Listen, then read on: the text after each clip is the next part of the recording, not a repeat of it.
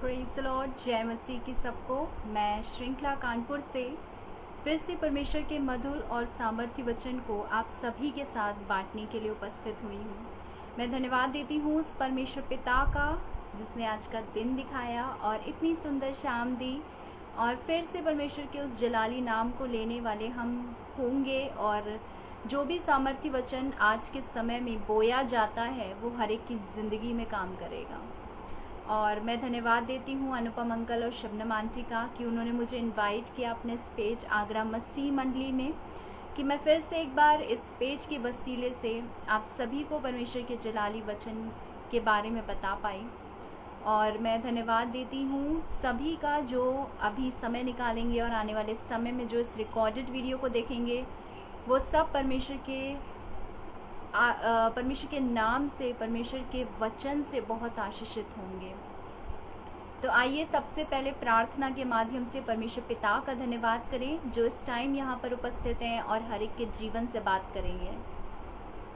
धन्यवाद धन्यवाद धन्यवाद परमेश्वर पिता, आज के समय के लिए धन्यवाद परमेश्वर मैं प्रार्थना करती हूँ अनुपम अंकल और शबनम आंटी के लिए परमेश्वर, कि उन्होंने इस पेज को क्रिएट किया। परमेश्वर के इस पेज के माध्यम से आपके वचन का, जलाली वचन का प्रचार होने पाए। परमेश्वर मैं धन्यवाद देती हूँ परमेश्वर कि जो लोग परमेश्वर इस पेज के माध्यम से आपके वचन को सुनते हैं, परमेश्वर आपका वचन हर एक की ज़िंदगी में काम करे। परमेश्वर आप वचन के माध्यम से हर एक व्यक्ति के दिल से बात करिए। परमेश्वर मैं प्रार्थना करती हूँ जो इस टाइम बीमारियों के बिस्तरों में पड़े हैं, जो किसी न किसी बंधनों में बंधे हुए हैं, परमेश्वर उन सभी बंधनों को मैं आपके नाम से काटती और तोड़ती हूँ। परमेश्वर मैं प्रार्थना करती हूँ परमेश्वर उन लोगों के लिए जो जॉब की तलाश में है। परमेश्वर आज और अभी से परमेश्वर उनके दिल को शांति से भरिए और उनके लिए एक बेस्ट जॉब मुहैया कराइए। मैं प्रार्थना करती हूँ परमेश्वर हर एक व्यक्ति के लिए जो किसी न किसी प्रॉब्लम से जूझ रहा है। परमेश्वर मैं प्रार्थना करती हूँ परमेश्वर उन लोगों के लिए जो बुजुर्ग हैं और घरों में हैं, उनकी उम्र को और परमेश्वर बढ़ाइए। हर एक व्यक्ति को, हर एक इंसान को परमेश्वर आपके हाथों में सौंपती हूँ। प्रत्येक व्यक्ति की आत्मिक उन्नति के लिए मैं प्रार्थना करती हूँ परमेश्वर, ताकि हर व्यक्ति परमेश्वर आपके वचन में बढ़ता जाए। परमेश्वर और जब परमेश्वर अंतिम समय आए, जब परमेश्वर न्यायी सिंहासन के सामने हम खड़े हों परमेश्वर, तो हमारा न्याय हो परमेश्वर और हम आपके साथ उस अनंत जीवन के लिए जीने पाएँ जो आपने हमसे प्रॉमिस किया। परमेश्वर हर एक व्यक्ति को आपके हाथों में सौंपती हूँ। परमेश्वर आगे आने वाले समय को आपके हाथों में सौंपती हूँ। हमारी नहीं बल्कि आपकी इच्छा हमारे जीवन में पूरी हो। इस छोटी सी प्रार्थना को आपके प्यारे बेटे यीशु नासरी के नाम से मांगती हूँ। सुनिए और ग्रहण कीजिए। आमीन। तो आइए सबसे पहले हम उस परमेश्वर पिता का धन्यवाद करते हैं और एक गीत गाएंगे। इस गीत के माध्यम से उस परमेश्वर पिता का धन्यवाद करेंगे। धन्यवाद के साथ स्तुति गाऊंगा, हे यीशु मेरे खुदा। तो आइए हम इस गीत के माध्यम से उस परम पिता परमेश्वर को धन्यवाद रूपी बलिदान चढ़ाएं, क्योंकि वो ही उसे क्या करता है, भाता है। धन्यवाद के साथ स्तुति गाऊंगा, हे यीशु मेरे खुदा। उपकार तेरे हैं बेशुमार, कोटि कोटि स्तुति धन्यवाद। धन्यवाद के साथ स्तुति गाऊंगा, हे यीशु मेरे खुदा। उपकार तेरे हैं बेशुमार, कोटि कोटि स्तुति धन्यवाद। योग्यता से बढ़ के दिया है अपनी दया से तूने मुझे। योग्यता से बढ़ के दिया है अपनी दया से तूने मुझे। मांगने से ज़्यादा मिला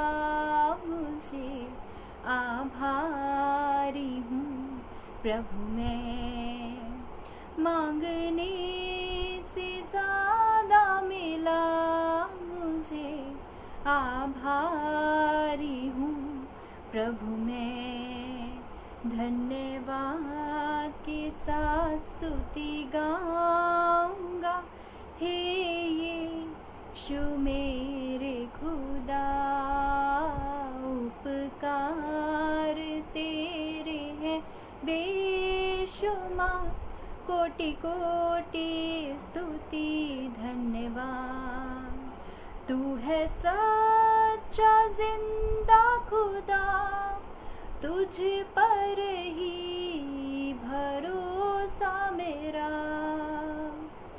तू है सच्चा जिंदा खुदा, तुझ पर ही भरोसा मेरा।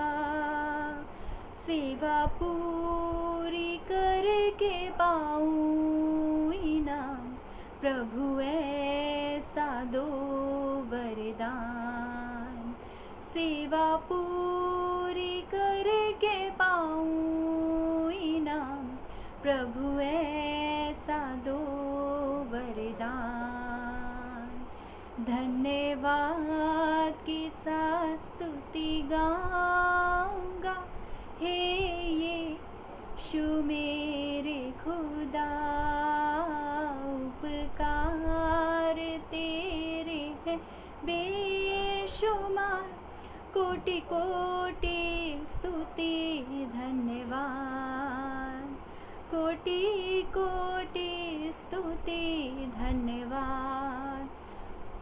सच में उस परमेश्वर पिता ने हमें योग्यता से बढ़ के दिया है। हम योग्य भी नहीं थे और वो चीज़ें, वो ब्लेसिंग्स वो हमारे लिए रखते हैं और हर एक व्यक्ति की ज़िंदगी में वो योग्यता से बढ़कर हमें देते हैं।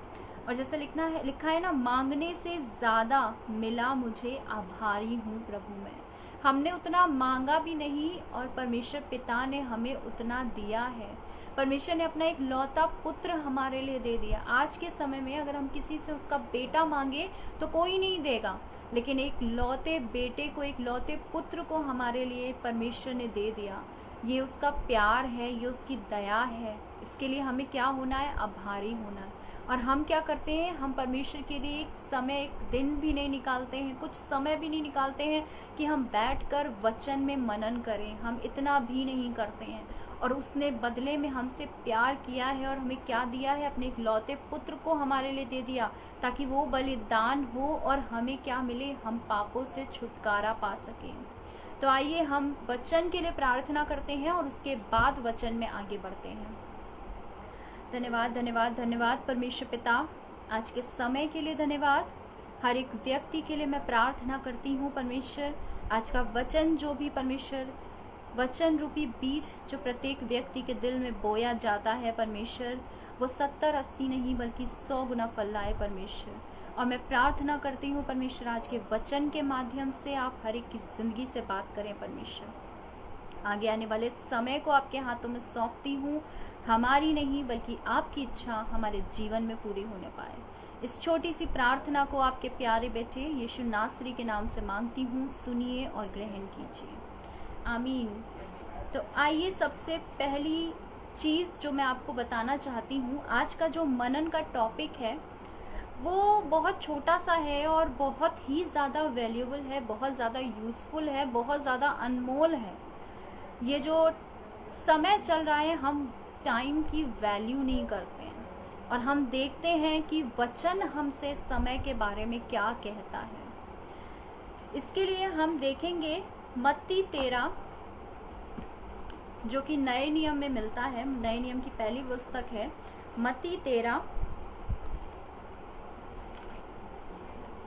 और उसकी 24 से 30 आयत हम देखते हैं। मत्ती 13 उसकी 24 से 30 आयत, यहाँ पे इस प्रकार लिखा है, पर जब लोग सो रहे थे तो उसका बैरी आकर गेहूं के बीच जंगली बीज बोकर चला गया। जब अंकुर निकले और बालें लगी तो जंगली दाने भी दिखाई दिए। यहाँ पर यीशु मसीह जब अपने चेलों से बात करा करते थे या लोगों से बात किया करते थे तो वो दृष्टांत के रूप में बात करते थे, क्योंकि यीशु मसीह बहुत कठिन बातों को भी वो दृष्टांत के माध्यम से ईजिली समझा देते थे। तो ये दृष्टांत यीशु मसीह ने अपने चेलों से कहा कि जब सब सो रहे थे तो उसका बैरी आकर गेहूं के बीज, जंगली बीज बोकर चला गया। जब अंकुर निकले और बालें लगी तो जंगली दाने भी क्या हुए, दिखाई देने लगे। इस पर गृहस्थ के दासों ने आकर उससे कहा, हे स्वामी, क्या तूने अपने खेत में अच्छा बीज ना बोया था? फिर जंगली दानों के पौधे उसमें कहाँ से आए? उसने उनसे कहा, यह किसी बैरी का काम है। दासों ने उससे कहा, क्या तेरी इच्छा है कि हम जाकर उनको बटोर लें? उसने कहा, ऐसा नहीं, ना हो कि जंगली दाने के पौधे बटोरते हुए उनके साथ गेहूं भी उखाड़ लो। कटनी तक दोनों को एक साथ बढ़ने दो, और कटनी के समय मैं काटने वालों से कहूँगा, पहले जंगली दाने के पौधे बटोर कर जलाने के लिए उनके गट्ठे बांध लो और गेहूं को मेरे खत्ते में इकट्ठा कर लो। ये बहुत छोटा सा दृष्टांत है और ये बहुत गहरी बात करता है। जैसे कि हम देखते हैं कि जब हमारे सिचुएशन ऐसी होती है कि जो हम चाहते हैं वो हमारी लाइफ में होता जाता है, तो हम परमेश्वर को क्या करते हैं, धन्यवाद देते हैं। लेकिन असली सामर्थ्य परमेश्वर की तब पता चलती है जब हमारे आसपास क्या हो, जैसा हम चाहते हैं वैसा ना हो। तब अगर हम परमेश्वर पर भरोसा करते हैं, विश्वास करते हैं, तब उसकी जो सामर्थ्य है, असीम सामर्थ्य है ना, उसको हम फील कर पाते हैं। ये वो समय है जब एक किसान अपने खेत पर बीज बोता है और बीज बोते हुए वो लोग सो जाते हैं। यहाँ पर एक बात गौर करने वाली है कि जब जो बैरी था वो कब आया, वो रात के समय आया जब लोग सो रहे थे। यानी बहुत बार हमारी जिंदगी में भी ऐसा होता है कि जब हम क्या हो जाते हैं, आत्मिक रूप से सो जाते हैं। आत्मिक रूप से सोना मतलब या तो हम परमेश्वर से दूर हो जाते हैं, या हम वचन से दूर हो जाते हैं, या हम उसकी नजदीकी में नहीं आते हैं। हम कुछ समय के लिए, कुछ क्षण के लिए ऐसा करते हैं, और उस टाइम शैतान क्या करता है, ताक में रहता है कि कब वो हमें क्या करे, छीड़ फाड़ कर दे हमारे साथ। और उस समय वो आकर हमारे दिलों में क्या बोता है, बीज बो देता है। और कैसे बीज बोता है, जंगली बीज बो देता है। याद रखिए, समय बहुत जरूरी है, टाइम बहुत जरूरी है। जैसे हम देखते हैं कि बीज कैसा होता है। अगर आप 2 करोड़ का बीज भी लेकर आ जाएं, अगर आप 2 लाख का बीज लेकर आ जाएं, अगर आप 20 रुपए का बीज लेकर आ जाएं, 2 रुपए का बीज लेकर आ जाएं और रखें उसे, तो आपको डिफरेंस नहीं पता चलेगा, क्योंकि बीज हमें ऐसे नहीं पता चलेगा। बीज अगर बीज फॉर्म में है तो वो कैसा है, यूजलेस है, उसकी कोई वैल्यू नहीं है, उसका कोई मूल्य नहीं है। लेकिन वो बीज मूल्यवान तब बनता है जब वो मिट्टी के अंदर गाड़ा जाता है। तो जरूरी है कि हमें भी अपने कंफर्ट जोन के बाहर जाकर परमेश्वर की महिमा, उसकी सामर्थ्य को फील करना चाहिए। और जब बीज मिट्टी में गाढ़ा जाता है, बोया जाता है, उसको पानी दिया जाता है, तो क्या होता है, वो बीज फट करके क्या करता है, अंकुर पैदा करता है, जिससे एक बड़ा पौधा या बड़ा पेड़ बनता है। और वो बड़ा पेड़ क्या करता है, अपने ऊपर फल लिए हुए होता है। क्या उस बीज को पता था कि वो सेब का बीज है? क्या उस बीज को पता था कि वो टमाटर का बीज है? क्या उस बीज को पता था कि वो किस पौधे का बीज है? नहीं पता था। वैसे ही हमें, हमारे अंदर क्या क्वालिटी है, हमारे अंदर कौन सा गुण है, हमारे अंदर क्या क्वालिटी है, ये हमें नहीं पता है। जब हम मिट्टी में डाले जाते हैं, मिट्टी मतलब कंफर्ट जोन से बाहर जब हमारी परीक्षा होती है, तब हम क्या करते हैं, अपने आप को एक फलदायक पेड़ के रूप में देख पाते हैं, क्योंकि परमेश्वर की सामर्थ्य हमारे लिए काम करती है उस जगह। परमेश्वर हमारे लिए क्या काम करता है, परमेश्वर हमारे लिए ऐसा काम करता है कि हम एक बीज से एक पेड़ बन जाते हैं। बाइबल में एक दृष्टांत है ना कि परमेश्वर ने उस पेड़ को श्रापित कहा था जिसमें फल नहीं थे। बहुत सारे ऐसे लोग हैं जो अभी भी बीज बने हुए हैं, उन्होंने अपने कंफर्ट जोन से बाहर आना समझा ही नहीं, उन्होंने ये फील नहीं किया कि उनके अंदर क्या क्वालिटी है। अगर आपके अंदर क्वालिटी है अच्छा गाने की, तो आप अपने गाने से परमेश्वर की महिमा कर सकते हैं। अगर आपके अंदर क्वालिटी है अच्छा बोलने की, तो आप अपने बोली के माध्यम से दूसरे को इनक्रेज कर सकते हैं, परमेश्वर की राह पर चला सकते हैं। हम यहाँ क्यों भेजे गए हैं? हम यहाँ परमेश्वर के वचन का प्रचार करने के लिए भेजे गए हैं। और शैतान क्या करता है? हमारे अच्छे बीजों की जगह हमारे दिलों में क्या करता है? जंगली बीजों को बोकर चला जाता है। और कब बोकर जाता है? रात के समय, यानी जब हम क्या होते हैं, जब हम कमजोर पड़ते हैं, अपनी प्रार्थना में कमजोर पड़ते हैं, अपने विश्वास में कमजोर पड़ते हैं, तब शैतान आकर क्या करता है? हमारे दिलों में झूठ का बीज बो देता है, हमारे दिलों में धोखे का बीज बो देता है, हमारे दिलों में एक नफरत का बीज बो देता है। और हम आपस में क्या करने लगते हैं? हम आपस में ही घृणा करने लगते हैं। और घृणा भी क्या है? एक पाप है। और जब हम पाप करते हैं तो हम परमेश्वर की दया से दूर हो जाते हैं, रहित हो जाते हैं। तब शैतान बहुत खुश होता है, क्योंकि उसने क्या किया? हमारे अच्छे बीजों की जगह उसने हमारे दिलों में जंगली बीजों को क्या कर दिया? बो दिया। मैं टाइम के बारे में आपको बताना चाहती हूँ। हर चीज़ का समय होता है, मरने का भी समय होता है, जी उठने का भी समय है। जब हम इस धरती पर भेजे गए हैं उससे पहले हमारे जाने का समय निर्धारित हो चुका है। कटनी का भी समय होता है। जब किसान बीज बोता है तो वो पूरे साल भर हर तरीके का बीज बोता है ना, तो हर एक बीज का स्पेसिफाइड टाइम है कि वो इस समय पर बोया जाता है और इस समय पर काटा जाएगा। अगर वो पहले बो दिया जाएगा तो क्या होगा? बीज खराब हो जाएगा।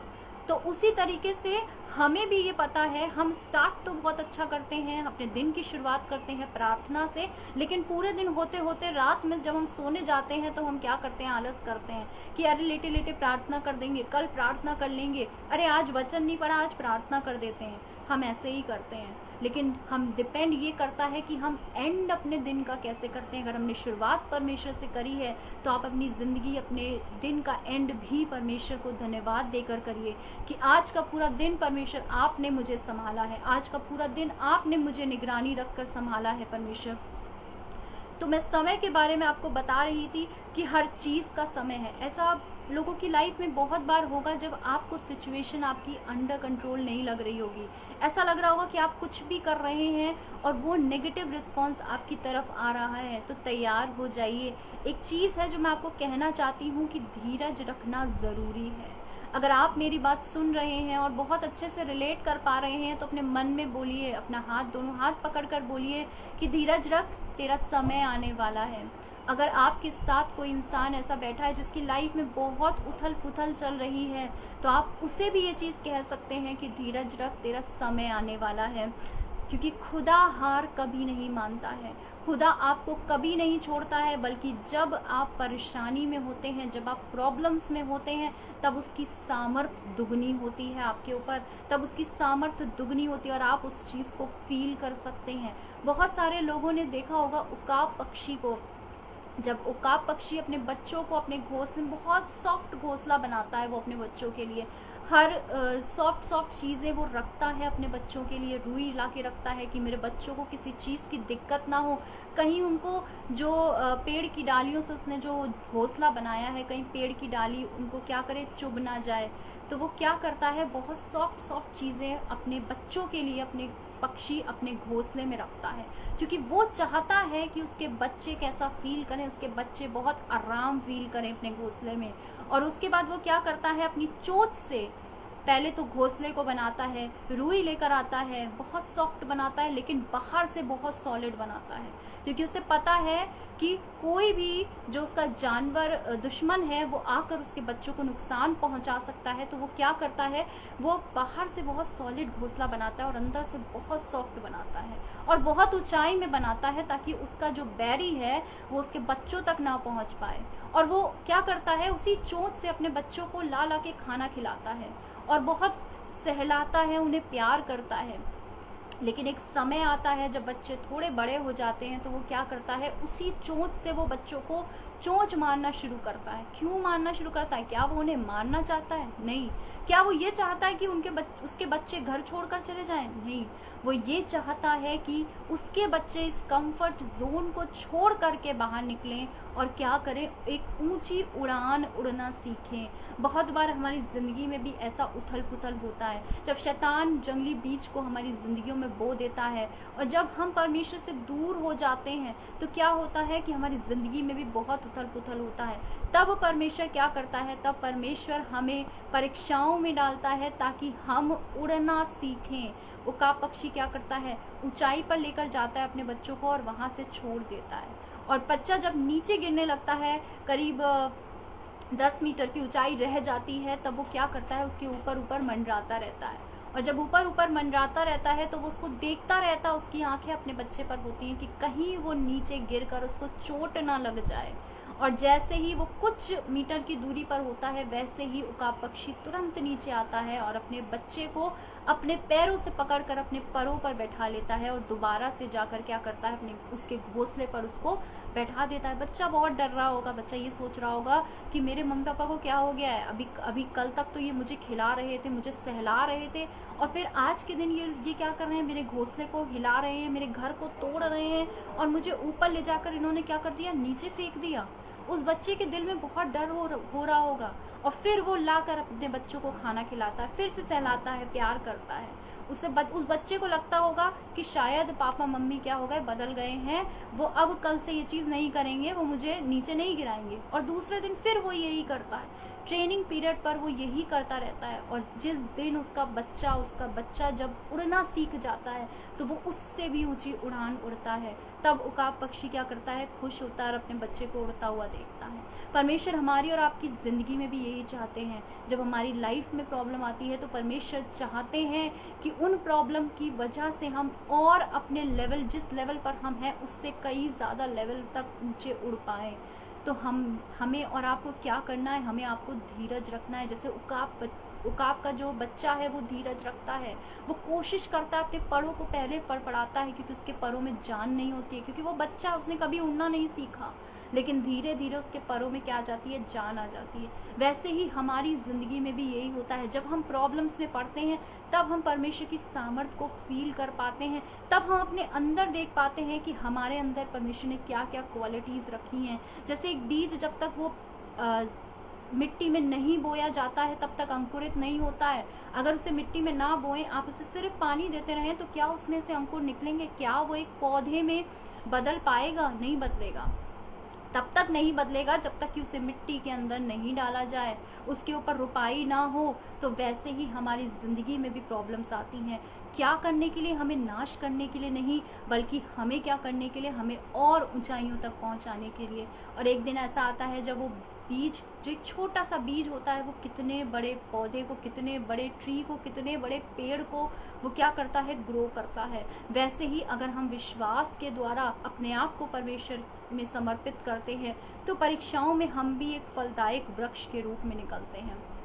हम भी उस उकाब पक्षी की तरह ही, उस बच्चे की तरह ही निकलते हैं, उस बच्चे की तरह ही हो जाते हैं जो बहुत ऊंचाइयों में उड़ता है। तो ज़रूरी ये है कि जब आपकी ज़िंदगी में चीज़ें उथल पुथल हों तो आप धीरज रखिए। जैसे उकाब पक्षी का बच्चा धीरज रख कर उस ट्रेनिंग पीरियड को जीता है और फिर एक ऊंची उड़ान उड़ता है, अपनी ज़िंदगी की ऊंची उड़ान। आपको पता है कि पक्षियों में सबसे ऊंची उड़ान कौन सा पक्षी उड़ता है? उकाब पक्षी उड़ता है, क्योंकि वो अपने माता पिता से उड़ना सीखता है। वैसे ही हमारा पिता कौन है? हमारा पिता परमेश्वर है, हम उसके बेटे और बेटियां हैं। जब हमारा परमेश्वर पिता, जब एक उकाब पक्षी अपने बच्चे को नहीं छोड़ता है प्रॉब्लम्स में, जब वो गिरने नहीं देता है, तो हमारा परमेश्वर पिता हमें कैसे छोड़ सकता है प्रॉब्लम में? क्या वो हमें मरने देगा? बिल्कुल नहीं। हम नाश नहीं होंगे, बल्कि हम क्या होंगे? हम उठ करके अच्छी तरीके से अपनी दौड़ को दौड़ेंगे, और ऐसा दौड़ेंगे कि क्या करें? जीत जाएं। इसके बाद हम देखते हैं कि जैसे मैंने आपको बताया कि उसके बाद हम तब वीक होते हैं जब हम क्या होते हैं? जब हम सो रहे होते हैं अपनी आत्मिक ज़िंदगी में, और तब शैतान आता है और उस बीज को क्या करता है? हमारी ज़िंदगियों में बोकर चला जाता है, और फिर वो बीज हमारे दिलों में बोता है, हमारी जिंदगियों में बोता है और हम वैसे ही बन जाते हैं। तो ज़रूरी ये है कि हमें चौकन्ना रहना है कि हमारा जो बैरी है वो हम पर वार न करने पाए, वो हमारे दिल रूपी खेत में अपने जंगली बीजों को ना बोने पाए। तो इसके लिए ज़रूरी है कि हमें परमेश्वर की संगति में रहना है, हमें निरंतर परमेश्वर की संगति में रहना है और वचन रूपी बीज को अपने दिलों में क्या करना है, बोना है। ज़रूरी नहीं है कि आप बहुत ज़्यादा बाइबल पढ़ें, ज़रूरी ये है कि आप जितना पढ़ें उस पर मनन करें। ज़रूरी नहीं है कि आपको पूरी बाइबल पता है, पूरी चीज़ें पता है, ज़रूरी ये है कि आप अपनी बाइबल पे कितनी बातों पर यकीन करते हैं, कितनी बातों पर विश्वास करते हैं, ज़रूरी ये है। क्योंकि विश्वास के बिना परमेश्वर को प्रसन्न करना क्या है, अनहोना है। क्योंकि जब यीशु मसीह की परीक्षा हुई थी तो उसने वचन के माध्यम से शैतान को क्या किया था, हराया था। हम किसी भी हथियार से शैतान को नहीं हरा सकते, हम सिर्फ वचन के माध्यम से शैतान को हरा सकते हैं। तो ज़रूरी ये है कि वचन पर विश्वास करना, और विश्वास ही ज़रूरी है किसके लिए, परमेश्वर को प्रसन्न करने के लिए। और उसके बाद हम देखते हैं कि जब पौधे बनते हैं तो जो किसान होता है वो मना कर देता है, क्योंकि वो नहीं चाहता है कि गेहूं की जो बालियां हैं वो भी उस जंगली बीज की वजह से क्या हो जाए, टूट जाए। क्योंकि किसान अपने खेतों से बहुत प्यार करता है, वैसे ही परमेश्वर पिता भी हमसे बहुत प्यार करते हैं। वो हमें हर बार मौके देते हैं, हर बार मौके देते हैं। जैसे एक बच्चा जब स्कूल में जाता है तब जो टेस्ट होते हैं तो वो एक बार फेल होता है तो कोशिश करता है कि मैं दूसरे टेस्ट में पास हो जाऊं, लेकिन अगर एग्जाम में, फाइनल एग्जाम में फेल होता है तो उसको पूरा साल फिर से रिपीट करना पड़ता है। तो हमारे और आपकी जिंदगी में ये समय ना आए जब न्याय सिंहासन के सामने हम खड़े हों और परमेश्वर हमारे कामों का लेखा जोखा ले रहे हों, तब हम भी ये गर्व से कहने पाए कि हमने परमेश्वर के वचन में अपनी जिंदगी को बिताया है। जैसे बहुत सारे एग्जाम्पल्स हम देखते हैं कि हिजकिय्याह राजा परमेश्वर पर विश्वास करता था, दाऊद परमेश्वर पर विश्वास करता था, मूसा परमेश्वर पर विश्वास करता था, पौलुस सिलास परमेश्वर पर विश्वास करता था। यहोशापात पर जब प्रॉब्लम आई तो उसने सबसे पहले यहोवा को खोजा। और एग्जाम्पल, जो सबसे इम्पोर्टेंट एग्जाम्पल, जो 38 साल का व्यक्ति था, जो सोचिए 38 साल किसी को चंगाई पाने के लिए लगे। यहाँ 1-2 साल अगर लोगों की लाइफ में मिरेकल नहीं होता है तो वो अपनी राह को बदल देते हैं, वो परमेश्वर पर विश्वास करना छोड़ देते हैं, उनका विश्वास कमज़ोर हो जाता है। उस 38 साल जो व्यक्ति था, जो बीमार था, उसने कितने लोगों को देखा होगा कि यहाँ पर आते जाते और सही होकर चंगाई पाते हुए देखा, लेकिन एक समय निर्धारित था उसके लिए भी कि 38 साल के बाद यीशु मसीह आएंगे और उसको चंगाई मिलेगी। मेरे प्रियो, मैं आपसे ये कहना चाहती हूँ कि जब 38 साल तक वो व्यक्ति इंतज़ार करके उसका समय आया, उसने चंगाई पाई, तो हमारे और आपके जीवन में भी समय आएगा जब हम क्या करेंगे, जब हम भी चंगाई पाएंगे। बहुत सारी चीज़ों में बहुत सारे बंधन हमारे भी टूटेंगे, लेकिन ज़रूरी ये है कि सही समय पर टूटेंगे।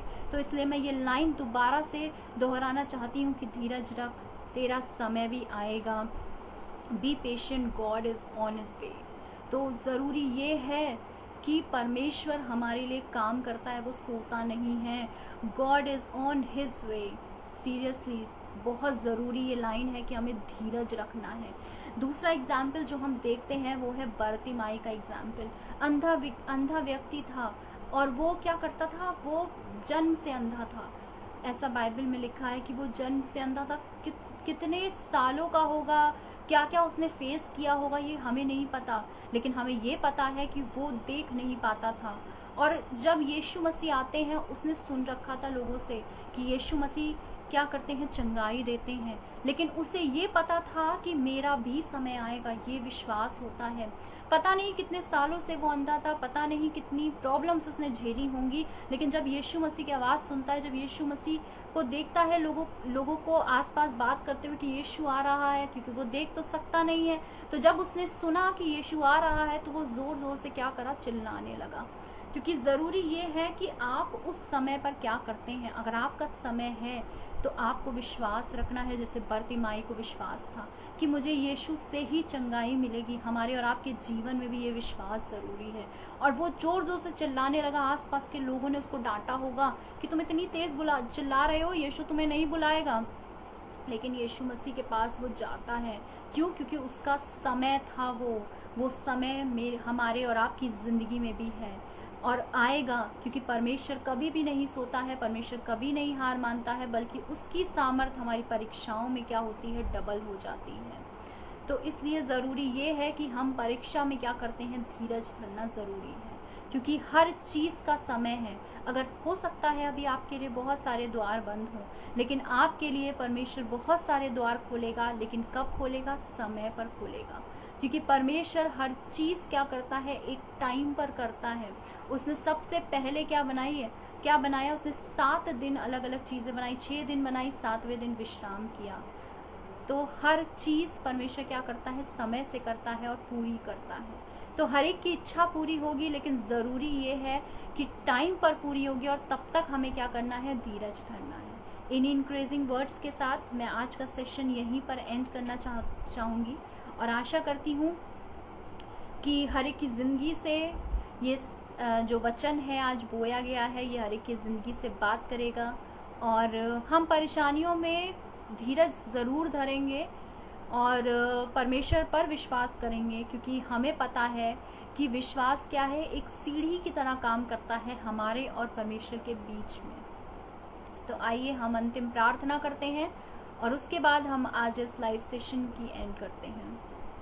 धन्यवाद धन्यवाद धन्यवाद परमेश्वर पिता, आपका धन्यवाद हो परमेश्वर। हम मानते हैं परमेश्वर कि आप हमारी ज़िंदगियों में परमेश्वर बेहतर सोचते हैं और काम करते हैं परमेश्वर। बहुत बार ऐसा होता है परमेश्वर कि हम अपने विश्वास से चूकते हैं परमेश्वर, लेकिन परमेश्वर मैं धन्यवाद देती हूँ, आप इतने प्रेमी पिता हैं, तब भी परमेश्वर आप हमारा दाहिना हाथ पकड़कर हमें संभाल लेते हैं परमेश्वर। मैं धन्यवाद देती हूँ आज के समय के लिए, और मैं धन्यवाद देती हूँ अनुपम अंकल और शबनम आंटी का परमेश्वर, कि उन्होंने मुझे मौका दिया परमेश्वर इस पेज पर लाइव आकर बोलने का परमेश्वर। वो अपना प्रतिफल किसी भी रीति से ना खोएं परमेश्वर, उनकी लाइफ को परमेश्वर आप ब्लेसिंग से भर दीजिए परमेश्वर। वो ऐसे पेड़ बने जिस पर परमेश्वर इतने ज़्यादा फल हों परमेश्वर, और हर एक व्यक्ति परमेश्वर उन फलों से लाभान्वित होने पाए परमेश्वर। मैं प्रार्थना करती हूँ परमेश्वर प्रत्येक व्यक्ति के लिए जो इस टाइम इस लाइव सेशन को देख रहा है परमेश्वर, आप परमेश्वर हर एक व्यक्ति के दिल से बात करिए परमेश्वर, और जो भी प्रार्थनाएं वो अपने दिलों में करते हैं परमेश्वर, हाँ और आमीन में उसका आंसर दीजिए परमेश्वर। मैं प्रार्थना करती हूँ परमेश्वर हर एक व्यक्ति के दिल को छूइए, हर एक व्यक्ति की आत्मिक उन्नति के लिए मैं प्रार्थना करती हूँ परमेश्वर। आप वचन रूपी बीजों को परमेश्वर के दिलों में बोइए परमेश्वर। मैं प्रार्थना करती हूँ परमेश्वर उन लोगों के लिए परमेश्वर जो आपके नाम की सामर्थ्य को नहीं पहचानते परमेश्वर, वो भी परमेश्वर आप पर विश्वास करें परमेश्वर। मैं प्रार्थना करती हूँ जो बंधनों में बंधे हैं, उन सारे बंधनों को परमेश्वर आपके नाम से मैं तोड़ती हूँ। आगे आने वाले समय को आपके हाथों में सौंपती हूँ, हमारी नहीं बल्कि आपकी इच्छा हमारी जिंदगियों में पूरी होने पाए परमेश्वर। इस छोटी सी प्रार्थना को आपके प्यारे बेटे यीशु नासरी के नाम से मांगती हूँ, सुनिए और ग्रहण कीजिए, आमीन। Praise the Lord. जय मसीह के सबको।